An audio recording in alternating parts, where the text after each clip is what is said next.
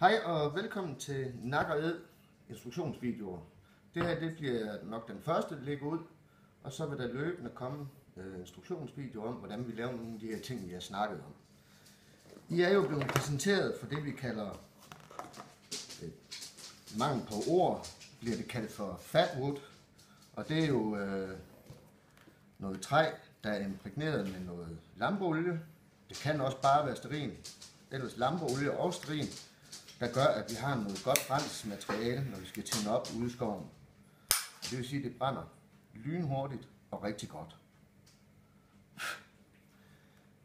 Det jeg har gjort, det er, at jeg har taget noget resttræ, og det har jeres forældre sikkert. Altså, ellers så kan I for eksempel spørge sløjdlæreren på skolen, om I kan få noget. Og det vigtigste at sige, det er, at det må ikke være imprægneret. Og selvfølgelig have dem med maling på osv. Det forhindrer jo også i at suge så meget. Jeg har for eksempel ud af det her stykke her, de hakker sådan et stykke af. Jeg bruger sådan en her, men spørg lige jeres mor først, eller om I skal bruge en lille flækøkse eller en lille stemmejern. Og så giver den bare lige et klap. Og så har vi sådan en passende størrelse. Så I kan godt se ud af sådan, bare sådan et stykke der kan vi få rigtig mange af dem. Der kan vi komme en mere her. Vi prøver lige en til.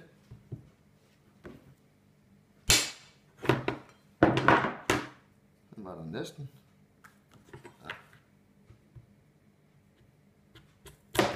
Sådan. Allerede 3 stykker ud af sådan et lille stykke her. Og så hvis I har sådan en bræt der, så har I til et års forbrug af den slags, ikke? Fordi det er jo bare lige til at tænde, og så kan man bagefter slukke det. Træet, det er sådan set lige meget hvad for en type, om det er ege eller gran eller hvad det er. Det er sådan noget typisk grantræ. Men jeg har hørt, at cedertræ skulle være utrolig godt. Men det er ikke alle, der lige har adgang til det. Men i princippet er det ligegyldigt. Lige om lidt, så vil vi vise, hvordan vi går videre i processen. Stop. Det vi først skal lægge det i, det her træ, det er i det her tilfælde, der er det noget lampeolie. Det kan også være sådan fakkelolie og den slags, altså ikke særlig hurtigt brændende brændstof. Det skal altså ikke være benzin, eller terpentin, eller sprit, eller sådan noget, men sådan en form for olier. Jeg vil anbefale det her, det koster heller ikke ret meget. Så skal man have glasset, og så skal det ned og ligge i et døgn. Ligger det et døgn dernede i, og suger godt til sig. Når det døgn så er gået, så skal vi videre til at døbe det i stearin. Det vender vi tilbage til om et øjeblik. Godt, så er vi nået til, de er ligget i et døgn i lampeolien, og så tager man den op, lægger på et stykke papir eller staniol. Nu har jeg sådan en skærebræt, jeg bruger til det.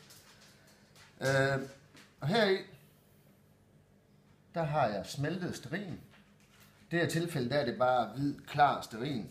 Men om I bruger rød, blå, grøn, gul eller bare det hele i en stor blanding, det er sådan set lige meget. En gang så kan man få sådan nogle på tilbud her. Under alle omstændigheder, så vil det være godt at bruge et par stykker af dem. Man tager dem bare op. Og så har man den her blok her, som man kan smelte. Og så har man den her væge. Og hvis man tager den her og bare lige bukker den lidt ned, sådan her, og lægger vægen deri, og tager den i sin oppakning, så hvis man er løbet tør for alle mulige andre brandmidler, lysmidler osv., så kan man tage den her op, så kan man for eksempel komme noget harpiks i, eller man kan finde noget, man har noget andet olie, det kan også godt være noget mineralsk olie osv., og så har man den her væge, så kan man hælde i, og så har man faktisk en lille lyskilde også. Og den fylder ingenting, vejer ingenting. Men ellers spørg jeres forældre om lysestumper af forskellige slags, det er fuldstændig lige meget, hvordan det ser ud.